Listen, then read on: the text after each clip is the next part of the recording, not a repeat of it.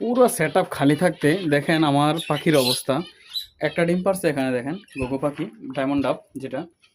একটা ডিম পারছে কোথায় দেখেন, এখানে দেওয়ার জায়গা আছে, এখানে এই যে একটা চলে গেছে।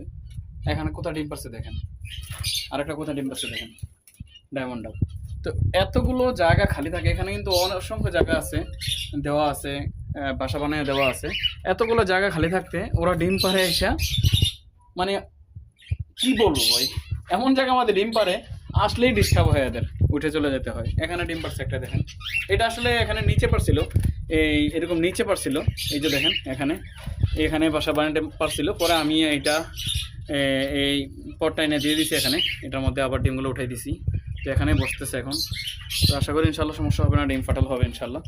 এইটা এখানে পারছে, আমার এটা নিয়ে কনফিউজ আছি, কারণ আমি যখনই বা সেট আপের ভিতরে আসি এটা উঠে চলে যায়, যে উঠে চলে গেছে। এগুলো তো ডিস্টার্ব হয় আসলে পাখিদের। এ হচ্ছে আমার নিম গাছটা মোটামুটি বড় হয়েছে, নিম গাছটা দুইটা নিম গাছই বড় হচ্ছে। আগামী সিজনে ইনশাল্লাহ আর সমস্যা হবে না গরমে। এবছর তো বিশাল কষ্ট পাইছে পাখিগুলো গরমে। এই হচ্ছে আপডেট, ভালো থাকবেন সবাই, আসসালামু আলাইকুম রহমতুল্লাহ।